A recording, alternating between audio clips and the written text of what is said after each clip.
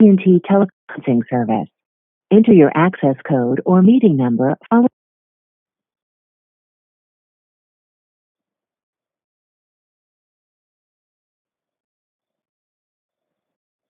Enter your attendee ID number followed by pound. Your line has been muted. Press star 6 to unmute your own line.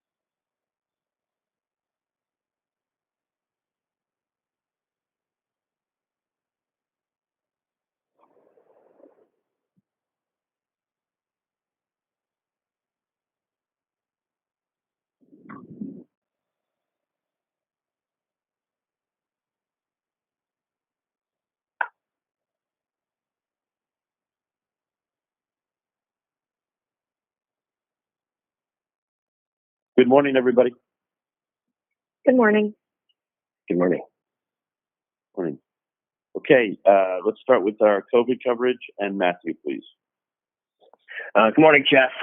We will hit 7 million cases in the U.S. today, and the daunting challenge of the fall and the winter are coming into clearer focus with all these new projections. We had another big numbers day yesterday, unfortunately, over 44,000 new cases and over 900 deaths reported. The new daily case average is actually up 23% in the last 2 weeks. And the forecasts are bearing out that these increases we've been talking about will continue. The CDC's group of latest forecasts call for about an average of 1,000 deaths a day for the next 3+ weeks. And IHME now projects 371,000 deaths by January 1st, which is slightly down from the last time around, but that's not great news by any stretch. Here is another interesting marker. If you're wondering where we will be on election day, IHME pinpoints 240,000 lost Americans by election day. As always, IHME makes it all about the masks, saying that near total mask use would save 100,000 lives in the latest forecast. And 8 months into this, Fauci says, quote, "We are still in the first wave." The other huge part of the story, the trust issues around vaccines. Scientists increasingly sounding the alarm, the public increasingly shaken in confidence as science battles politics here. If you just listen to the words that the experts are using, Schaffner telling Eboff that growing vaccine skepticism is an enormous problem. Fauci telling Sanjay yesterday he's, quote, stunned by how many people he's hearing will be afraid to take it. The National Academy's heads calling the political interference, quote, alarming. Cuomo saying we can no longer trust the federal government on vaccines and says the state will set up a task force to review any federal approvals before recommending New Yorkers get shots. Fauci did tell us if push came to shove, quote, I would back the scientists if they said a vaccine wasn't ready, but did lay out all of the many fail-safes he says are built in to the data monitoring. For the first time, the FDA chief Hahn did address the reporting on these new proposed vaccine rules, the ones that Trump threatened to block, saying they are designed to give manufacturers a better sense of what they need to do and that everything will be based on the science and the data. But it's also been 2 weeks since AstraZeneca's trial has been on hold in the U.S. for that safety concern. Doctors telling Elizabeth Cohen, we need more transparency given that this safety stop has lasted so long. You put all of this together and there's a serious trust erosion problem on vaccines. Looking at the key data, the hotspots, the CNN map, 23 states up in new cases this week.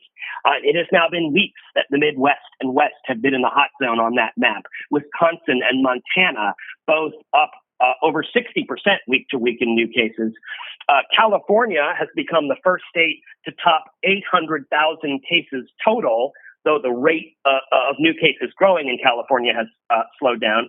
And lots of other states are in the steady or slightly down category, but the worry from the experts like Fauci is that states come down a little bit in the numbers, then open up a lot more, and then more cases happen, and then round and round we go in an endless circle. We have Lucy Kavanaugh in Denver who can wrap the regional and news of day lines here. On education and COVID, more and more parents and experts wondering just how much we are losing with online learning or closed schools over the past many months.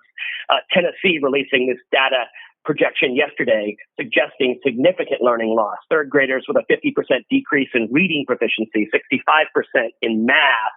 There's also a class action lawsuit filed by parents against the Los Angeles school district, claiming that distance learning there, the program there, has only widened the gap for Black and Latino students, already achieving below their peers on average, and that the system has had insufficient support from the beginning. We've got Bianca Ladriga on the education lines. A couple of other health headlines. Testing is up for the first time in a while. Our data shows that new daily tests performed is up over 1 million and up almost 20% on average in the past week. That is something to watch. We'll see if these new testing initiatives are finally starting to make a dent. Some other vaccine news. Novavax beginning its final stage trial in the UK and promising to do the same in the US in a couple of weeks.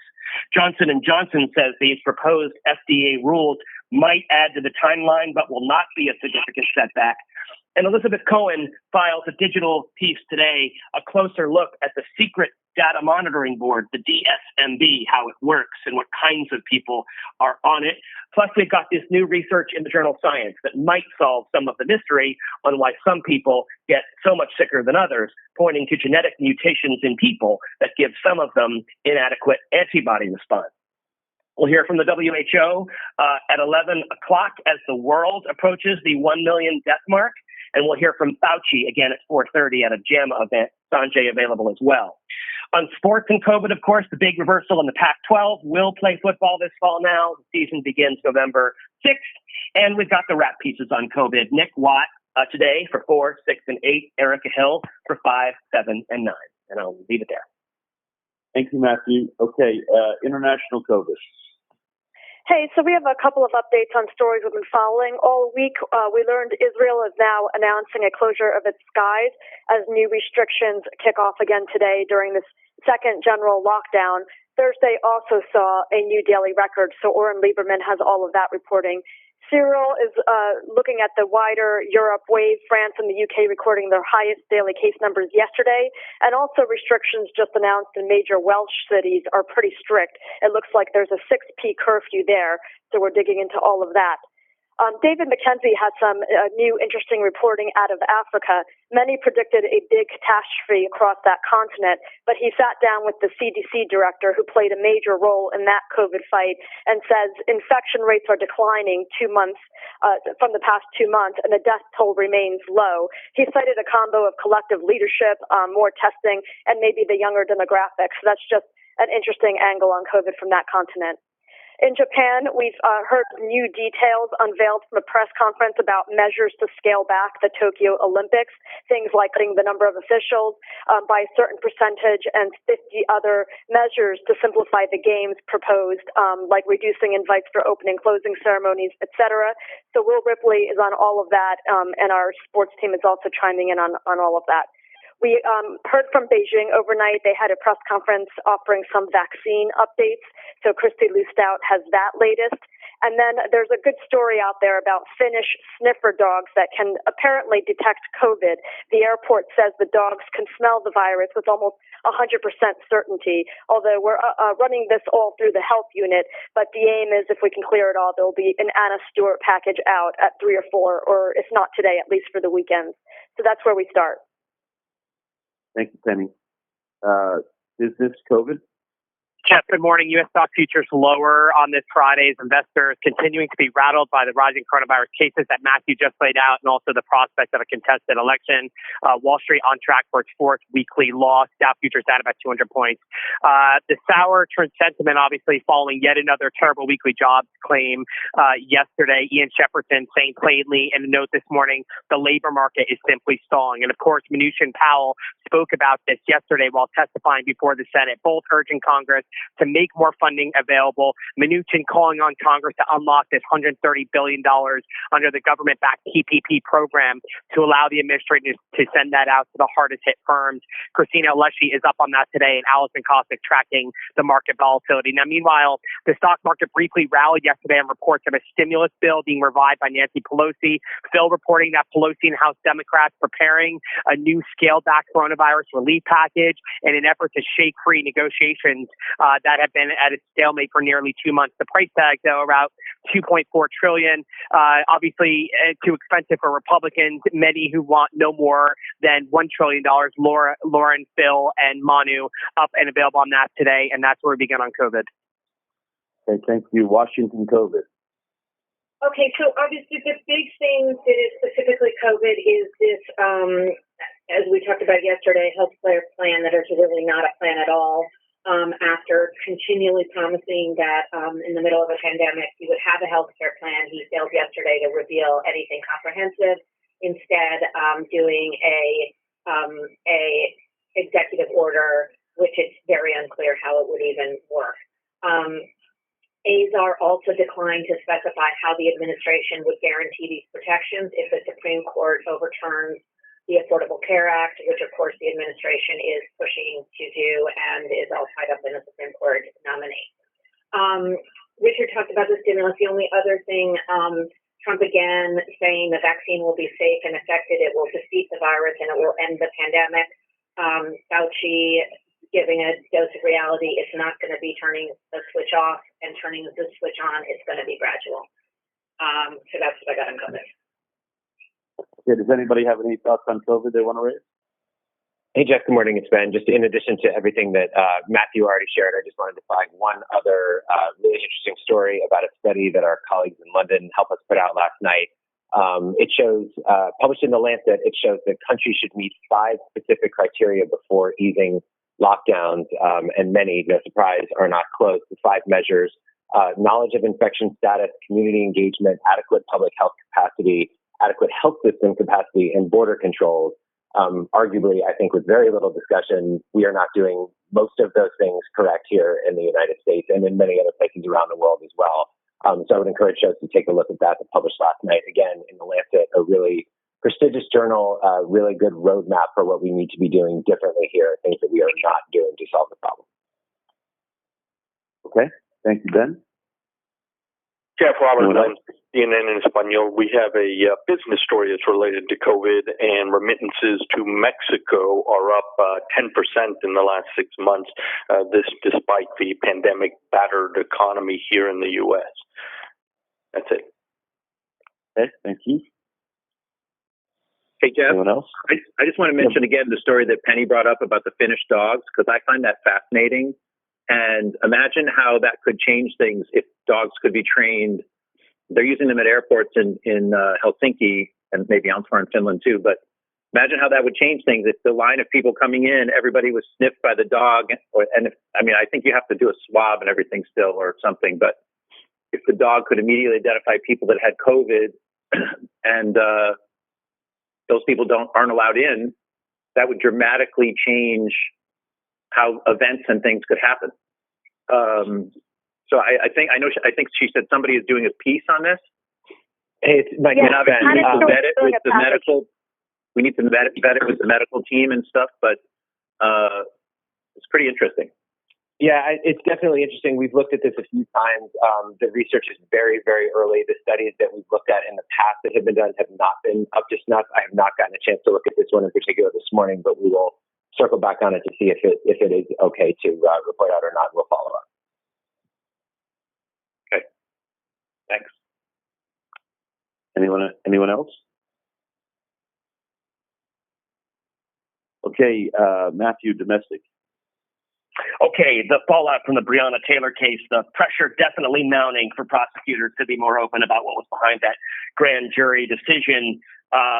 Attorney Crump telling 360 the investigation was a, quote, cover-up, suggests the AG never told the grand jury the original raid was based on a falsehood. And we will hear in just over an hour at 10:30 from Crump and other attorneys and family members for the first time as a group since the decision. Another night of mostly peaceful but at times tense protests, demonstrators facing some armed vigilantes, Louisville police declaring an unlawful assembly, the curfew extended through the weekend, the situation in Los Angeles with vehicles into a crowd, a protester hit on Sunset Boulevard, and of course, all of the emotional wider reaction like from LeBron James saying, we lost a beautiful woman in Breonna. We want justice no matter how long it takes. So we've got Bryn up for the next little bit in Louisville, and then it'll be Shimon and Jason there for the rest of the day. And then in Kenosha, still no word about the officers involved in Jacob Blake's shooting, but we may see some movement today in the case of the vigilante teen accused of killing protesters in the aftermath in Kenosha. There's an extradition hearing today in Illinois for Kyle Rittenhouse. It'll be live streamed. It is clear from a video that the defense foundation connected to the defense put together that the strategy here is to paint him as a hero who was under attack by a mob when he opened fire. And we've got Omar Jimenez in Chicago on this hearing. A couple of other notes. We've got this Ellie Reeve piece today, this closer look at the reality of the daily ongoing demonstrations in Portland versus how they're being portrayed by the White House. We've got this Evan McMorris Santoro piece for CNN tonight, looking at these various cases that keep coming up of people running cars into protesters.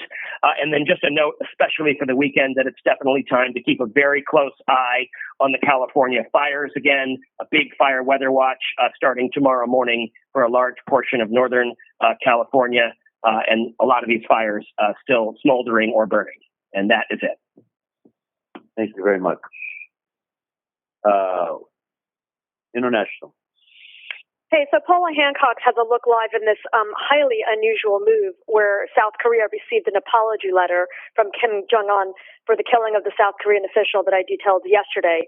Obviously interesting in light of the tensions going up between the two since June, and especially since Kim's sister took on a more influential role. So we're looking at what's going on there. There's also a developing story out of Paris related to stabbings, 2 injured, 2 suspects, and maybe 1 arrest happening near the old office of Charlie Hebdo. So we're just trying to get to the bottom of that, and Melissa Bell is on that story. And then lastly, the Russian opposition leader detailing his theory on the plans to poison him and says he was saved by decisions by the pilot and first responders. So Fred Plykin is on that story today. Thank you. Business?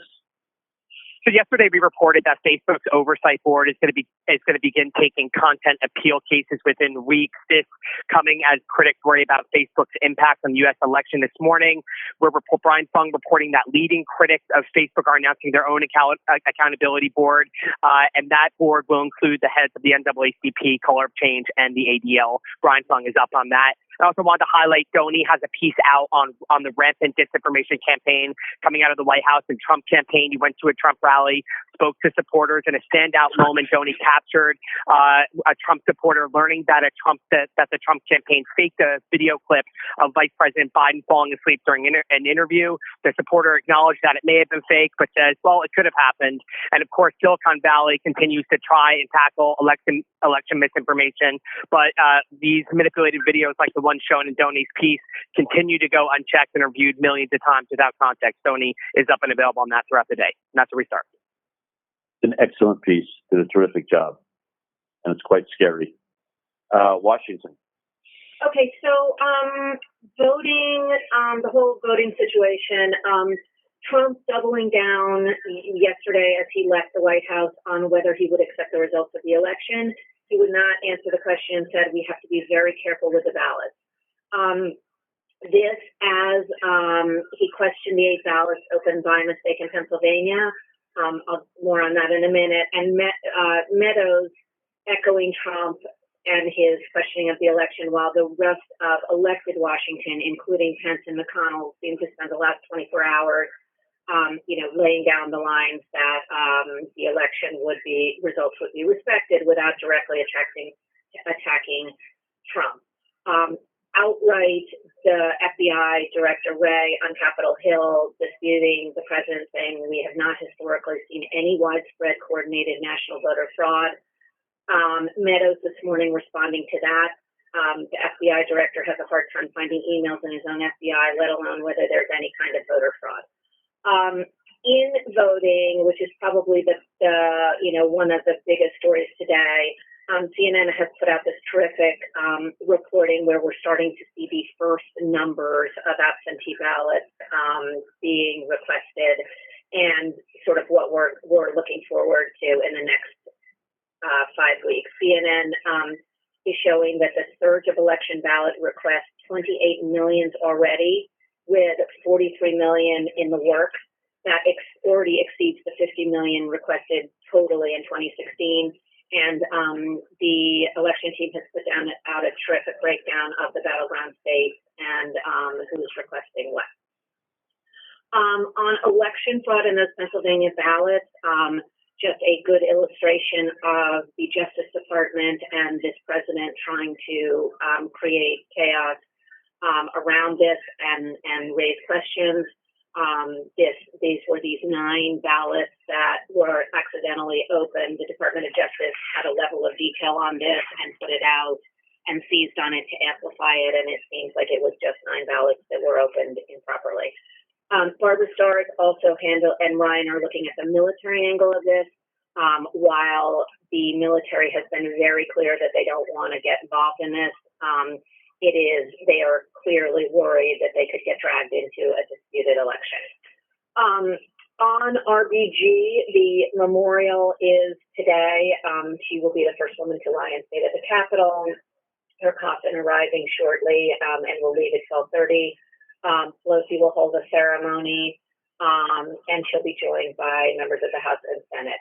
Biden and Harris will pay their respects today, as we saw Trump yesterday being booed. And this all will close the RBG chapter as Trump is set to announce his new nominee tomorrow at 5. He said last night that he has zeroed in on one person. All indications are that that's Amy Coney Barrett. And just to point out this Joan reporting on RBG's final week, Joan and Ariane, and just some terrific details on how she was really in really good, working on court cases until the end. I think that's what I got.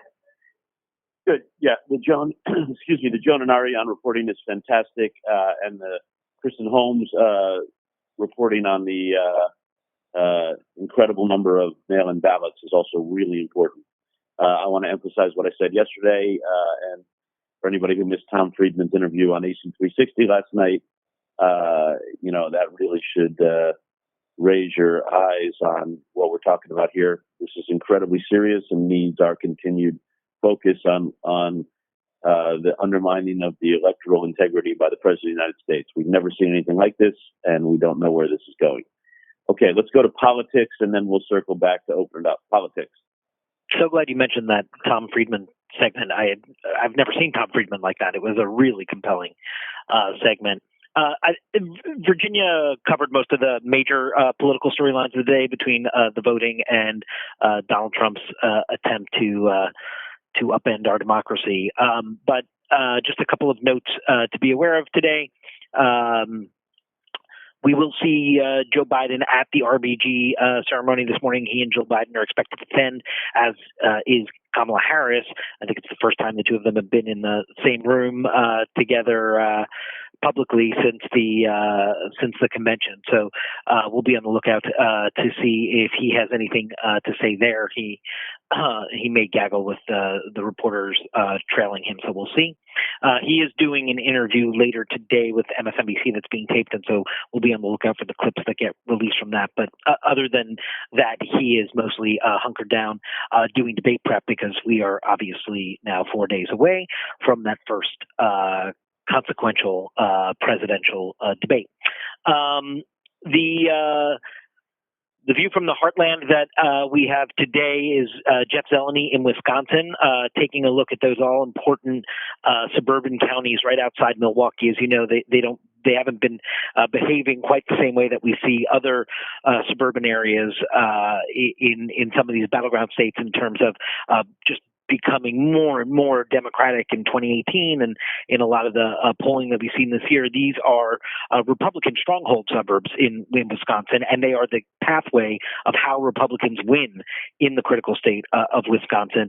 And Zeleny went to go explore and talk to voters if indeed Joe Biden is making significant headway there. And what he's finding is a lot of sort of angsty Republicans who have a lot of Trump exhaustion and wrestling with it. But even his comments about not ensuring a peaceful transfer of power is stuff that folks wish that he wouldn't say, but some of these voters saying that it doesn't necessarily sway their vote or make them want to vote for Joe Biden, and that's the leap that they're struggling with on the other side of the Trump exhaustion as well. So Zeleny has a look at that today, and I think that's it from us right now.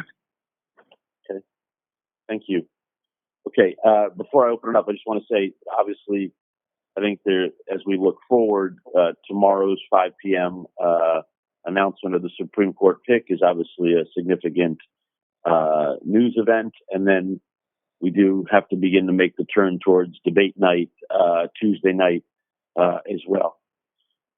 Okay, let's open it up for thoughts about anything that we've talked about today or anything else anybody wants to bring up. Yeah, Carl. Go ahead. I want to talk about the $200 senior citizen Medicare cards that are a blatant bribe and come out of the blue. And where's the $6.6 billion going to come from?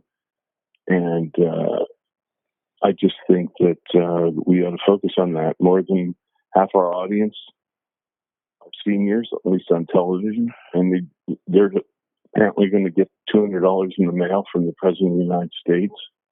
And I just think it's a pretty big story.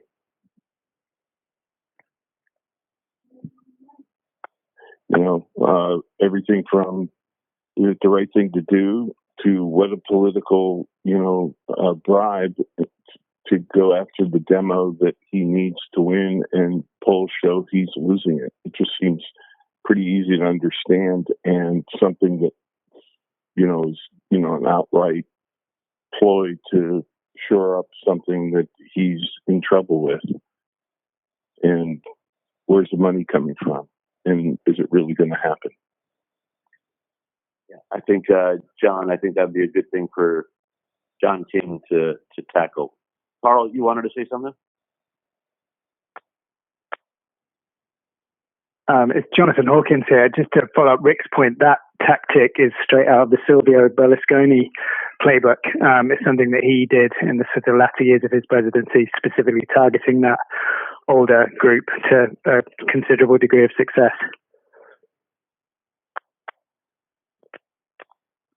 Okay. Other thoughts? It's Carl. I'll try this once more. In terms of Trump and the undermining of the election, I don't know what we've done on this aspect, but Dan Coates wrote an incredibly good op-ed in the New York Times a few days ago, proposing a bipartisan commission by Congress to oversee the election. And it really would put pressure on the Republicans to reject it if this were brought to the forefront, because it is really a serious proposal. And would really do something. And I think, we ought to pay some attention to it. Also, in terms of specific stories, pull together everything about what Russia is doing that we know about, that would bring together maybe the Senate Intel report, Andrew Weissman book, everything about Kalemnik, because there's a continuing cover-up about what Russia is doing, and it's integral to this aspect of the story.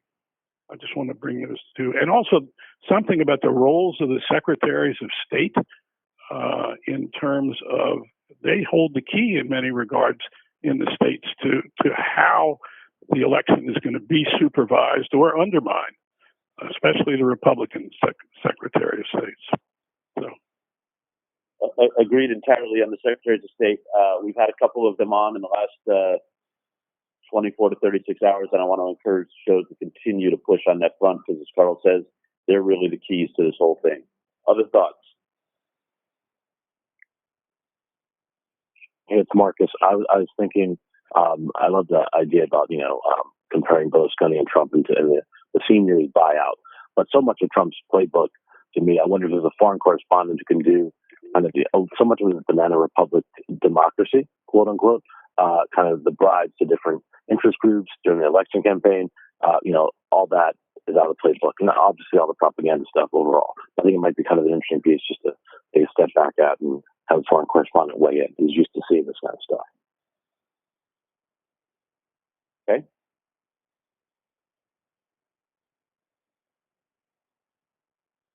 Anyone else? It's David. I was just to follow up on Carl's point. I think it'd be useful to have a list of those states that are swing states that have a Republican Secretary of State, because for this sort of conspiracy theory to work, they would have to be in on it. So I'm just looking. I see Florida, Georgia, Ohio. It might be worthwhile to collect that up and maybe talk to them specifically, because they're responsible for election integrity in their states. Agreed. We should be absolutely going after them. Anyone else? I would just add to that, booking state attorneys general is a good idea. The Pennsylvania Attorney General was on New Day this morning, was very good on all of this. Obviously, from a law enforcement perspective, enforcing the laws of those states, in addition to the Secretary of State having jurisdiction over election security and election validation, the state attorneys general are obviously heavily involved in this kind of thing. And I think that they're excellent bookings, both Dems and Republicans, across all of these battleground states. Definitely. Anyone else? I just have another question, David. Is it worth exploring whether Trump's effort to undermine the election is also sort of self-defeating? If you're trailing in all the polls, and you somehow come out in front in the election, doesn't the assault on the process you've just undertaken undermine the credibility of your own reelection just as much as it would if Biden won?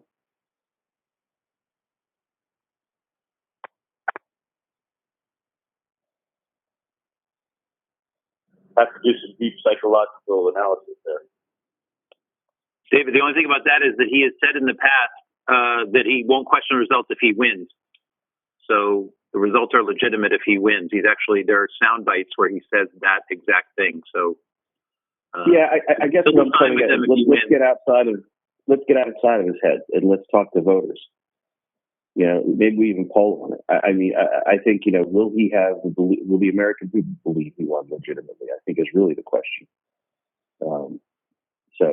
Look, others may disagree. I just think it's an interesting narrative to explore. Yeah, well, this is why Tom Friedman's comments last night were so scary and spot on, that no matter who wins, he's afraid we're headed for a second civil war in this country. Okay, let's move to digital, please. Hey, good morning. So 28.2 million uniques yesterday. Top story with over 2 million uniques. Stephen Collinson analysis on Trump comments sending a signal to his supporters about how to react if Biden wins. Then Trump booed as he paid his respects to Ginsburg, was at 1.7 million. And then how Republicans in key states are preparing to run out the clock on the election, rounds out the top three from Thursday. Topping the charts today so far, Collinson analysis, Trump cements mistrust of election he claims won't be honest, followed by Kim Jong-un's apology for shooting of a South Korean official. And a really good one from Joan Biskupik and Ariane DeVos on how Ginsburg spent her final weeks living as if there'd be many more. And we have a DLE going right now covering this historic moment as RBG lies in state. Elsewhere today on the election, a couple to mention is Zach Wolf analysis. Trump is threatening U.S. democracy, protect your vote. That really connects Trump refusing to say, again, that he'd peacefully transfer power and what actions are already underway. and another piece digging into what we know about the Pennsylvania mail-in ballots and the unusual disclosure from the DOJ. On coronavirus, we continue to see interest in the surge of cases in Europe, and we're watching out for the WHO presser on the global situation today. For U.S. coverage, we have a focus on preparation for the challenging fall and winter. And as AstraZeneca's vaccine trial is still on pause here, we have a right looking at questions about the study participants' mysterious illnesses. On race and policing, we have a right on Breonna Taylor's family attorney believing the Kentucky Attorney General's investigation was a cover-up. And one from looking at the hashtag Say Her Name campaign founder saying how cases like Breonna Taylor's highlight Black women are not safe anywhere. Upcoming from Investigates today, a piece with the headline, "This is why Kenosha officer shot Jacob Blake." Police officer Rustin Chesky has told investigators that it wasn't just his life he was defending when he fired his weapon 7 times at Jacob Blake last month in Kenosha. He said he used deadly force during the chaotic encounter because he was afraid Blake, while attempting to flee the scene, was trying to kidnap a child in the backseat of the vehicle. And just one more to quickly mention from Bill Weir on the latest chapter in a controversial Alaskan mining project. In public, they said the mine would be small, short-lived, and not hurt the salmon. In private, the executives boasted it could last for 180 years and raise the chances of a road through pristine Alaskan wilderness. And I'll stop there. Thanks. Thank you very much. John? All right, so we're on the Ginsburg ceremony now. She just arrived at the Capitol building. She'll go up the steps, and then there'll be a ceremony inside the Capitol where Pelosi will speak. We'll hear from a rabbi, selections from an opera. So we'll stick out with all that. Suzanne at the Capitol building, Ariane from the Supreme Court will continue to handle that reporting about her final days. And then we'll also land on the departure ceremony. It should be an incredible picture. It's going to be a bipartisan group of female lawmakers from both houses lining the steps as she departs the Capitol at 12:30. And that dovetails into another live event at 10:30. We will hear from Breonna Taylor's family for the first time since the grand jury decision was revealed on Wednesday. So we'll certainly take that as well. We have a number of attorneys and community leaders to dig into the transparency conversation, and will they ever see what was presented to the grand jury. Also, as part of our coverage, we're going to land on that LeBron James sound. It was powerful. We're going to play it in full a couple of times today. On election security, Randy Kaye in Florida, where Trump is going to be at Doral this morning, and then Boris Sanchez here in Atlanta, where he has an event with the Black Economic Empowerment Group. We'll see if he continues to sound off on the election and sow all that misinformation. Kristen Holmes and David Challen will handle all that incredible reporting that was kicked out by the DC group about the number of ballots being requested, setting just all those records. Really fascinating and kind of helps underscore why we might be hearing a more shrill tone coming out of the White House. And then Daniel Dell on fact checks, the Trump robocalls, as well as the manipulated ads from Trump about Biden on the James Corden show. We want to make sure we focus in on that. Jeffrey Toobin, Abby Phillip, Laura Baird Lopez on all those threads, as well as the White House's continued attacks against Ray. John Kasich and Mia Love coming up with John King. We're going for the Maryland Governor Hogan. And we have the Virginia Attorney General with Kate, who's working with a number of other AGs to safeguard mail-in votes. Jeff Zeleny up with John King on his Wisconsin voters reporting.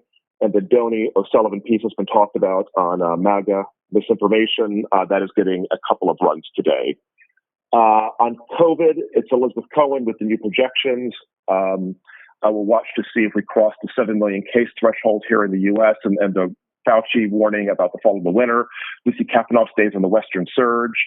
We have Michael Mina, Amy Compton-Phillips, and Anne Ramoyne with a big focus on vaccines. Brianna has Josh Earnest from United on the plan to test passengers before they get on their planes. Kate has the University of Oregon president on the Pac-12 decision, international whips, including the European second wave, and Will Ripley on the Olympic changes.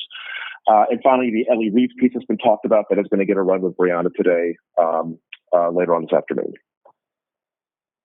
Thank you. Washington? Good morning. So this morning, we've got 4 o'clock, we've got Caitlin, of course, from the White House with her donut. Karen Brinson Bell will join us. She's the North Carolina Board of Elections Executive Director. The Secretary of State, oversee elections in that state, and there were 2 GOP defections a few days ago. Nick Watt has our coronavirus rap spot, and, of course, Sanjay Gupta. Zelny taking a look at voters in Wisconsin. We'll watch Louisville and Biden paying respects to Ruth Bader Ginsburg. And then ahead of next week's judiciary hearings and with Meadows hitting Chris Wray today, Jim Comey joins Jake along with Jeff Daniels, who plays Comey in this weekend's miniseries. And in the Situation Room, we'll keep a focus on all things COVID. The U.S. likely hitting 7 million cases today, the latest IHME model, the latest developments on the vaccine front. We'll dig into all of that with our medical voices, including Chris Murray, as well as our Hill and Watt coronavirus rap pieces. And the president's continued refusal to say he'll commit to a peaceful transfer of power. We do have Ben Ginsburg as well as the Michigan Secretary of State booked, so we'll talk to them about all of that. We have Ben Crump and Lanita Baker, Breonna Taylor's family's attorney, for all the latest out of Louisville. And we will look ahead to Trump's announcement of his SCOTUS pick tomorrow, and we'll also be pushing forward with a look ahead to Tuesday's debate. And we do have a piece from Suzanne Malveaux about RBG's close long-term friendship with Eric Motley, whose wedding she was supposed to officiate the night that she died. And that's where we start. Good. Thank you.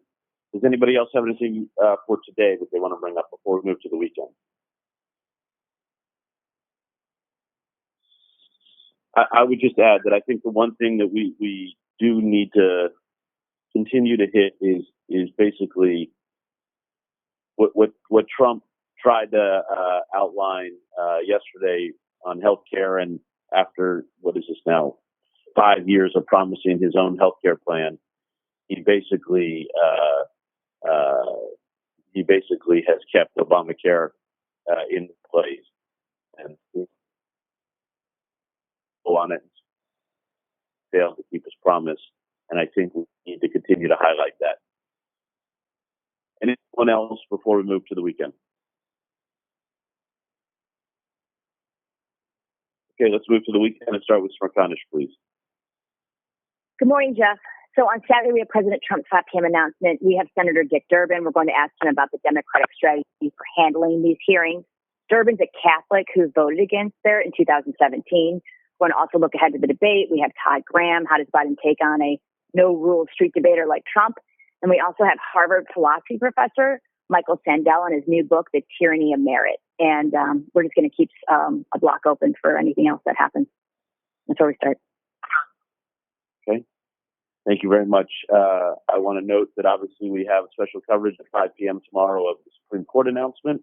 And then at 10 p.m. we have the wrap to our week-long series that aired last week on Champions for Change, hosted by Alison Camerata and John Berman from Kim Bowie's group. So that'll air tomorrow night at 10 p.m.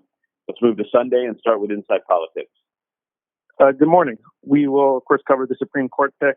We have Joan Biskupic and Sungmin Kim to look at who she is, the fight ahead, and the stakes for Obamacare and other progressive priorities. We will also look at what the president's saying about free and fair elections and whether Republicans will stand up to him if he fights the results. We're still working on some guests for that. We have a magic wall planned about mail voting rules and deadlines. The 14 states that CNN rates as competitive. So we'll go through that, and we'll talk about potential voting chaos in Pennsylvania with Lieutenant Governor John Fetterman. And we will, of course, keep our eye on the COVID case curve trending back up in the vaccine fight between Trump and his scientists with Dr. Zha and Dr. Rani. And somehow, somewhere in that, we will preview the first debate. State of the Union. Hi, this Sunday we have a tech show. Senator Tom Cotton will join us to respond to the SCOTUS news. We'll talk about the nominee's record, a timeline for the nomination. We can push the senator on comments he made in 2016 about letting the voters speak, and what the president has said about a peaceful transfer of power, and about his court nominee being confirmed ahead of a possible election fight. Senator Joe Manchin will also join us to respond to the pick. He has voted in the past to confirm some of the top names the president's considering. And we'll talk to him about his disagreements with some in his party over how Democrats should respond to this process if they win back the Senate. and House Speaker Nancy Pelosi will join us. We can talk about what Democrats may try to do to stop the nomination, the potential fallout over Roe v. Wade and Obamacare, as well as their efforts this week to restart COVID relief talks. And Jake has an exclusive sit-down with potential First Lady Joe Biden. They talk about military families, what she's expecting from the debates, and whether it's fair to bring up her husband's gas. And Jake spoke with Jon Stewart, Kristen Gillibrand, and the wife of a survivor about military burn pits. Okay, thank you very much. GPS. Good morning, Jeff. Thank you. Freed has a really strong take on the post-election nightmare that threatens to be visited upon us all. We will follow that with a legal panel that will talk about those election issues, plus the SCOTUS nominee. That'll be Noah Feldman and Emily Bazelon. Then Fareed interviewed Javad Zarif, the Iranian foreign minister, earlier this week. Zarif came out swinging against the crippling U.S. sanctions and threatening that Iran hasn't closed the door yet on responding to the killing of General Qasem Soleimani. Fareed also asked him about the controversial execution of a wrestler in Iran a couple weeks ago. And then we have a segment on why Europe has been so much better than America at reopening schools during the pandemic. Thank you very much. Reliable sources. Good morning. We'll start by asking, what will Chris Wallace's debates be like, and will there be any fact-checking? We have one of the co-chairs of the Commission on the Presidential Debates, Frank J. Sorenkoff Jr., and we'll also be talking to former NBC News executive Mark Lukashevitz. We will also be getting into social media failing to stop election misinformation and lies with journalist Maria Ressa, live from the Philippines. Brian Karam joins us to talk about the peaceful transfer of power question, plus the press secretary taking shots at where he works. And most importantly, we'll get into how the networks plan to handle election night, vote counting, and race calling with our own Sam Feist. What a good booking that is. Very tough. Indeed. That crack booking team at Reliable in Sam Feist. Okay, and then I want to let everybody know that Sunday night at 9 p.m. is the CNN premiere of the CNN film John Lewis Good Trouble. Obviously, I think most people are familiar with it by this point. It's a fantastic film. Let's make sure we're promoting to that all weekend as well. And I think, as I've said before, I think we've seen the real incredible work of CNN Films in this last week, with last week's airings of RBG and this week's airing of John Lewis, and just the tremendous insight and foresight that the CNN Films team has had and the quality of their work. Okay. Other thoughts? Anybody want to bring up?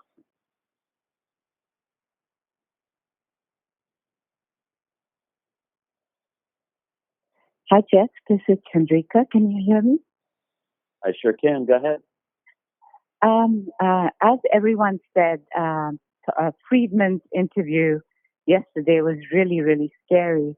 And the feeling I get is the same deja vu that I had when we were going to the Iraq war. Everybody knew it's going to happen, and you're going to fall off a cliff, but what can you do? And I get the same feeling with Friedman. I mean, we are all heading to this election. It's going to be crazy, but what can we do except vote? I'm just wondering, what else can we tell the people? Well, look, I think that as powerful as the Tom Friedman segment was last night, I actually think that it's going to be very important to hear. And you know, I was teasing about the booking of Sam on Reliable Sources on Sunday.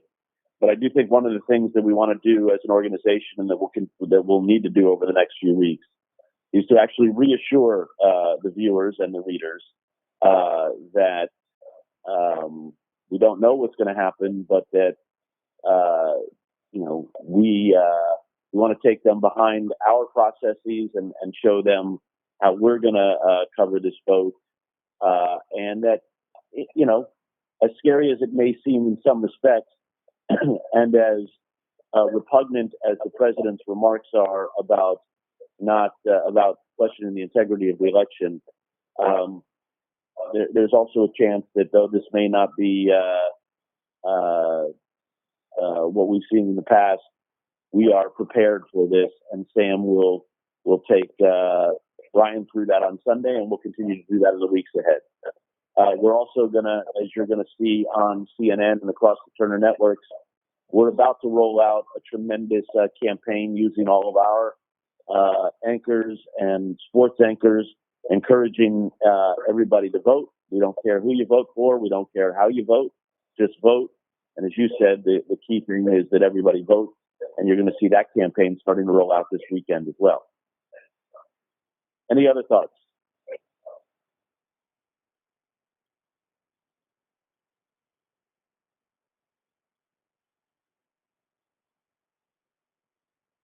Okay, we have a very busy couple days ahead of us. Between the Supreme Court announcement tomorrow, the debate on Tuesday night, and all of the news that is consuming us in between all of that. It's a busy day, it's a busy weekend, and it'll be a very busy week ahead. Have a good day, have a good weekend, and stay safe. Bye-bye.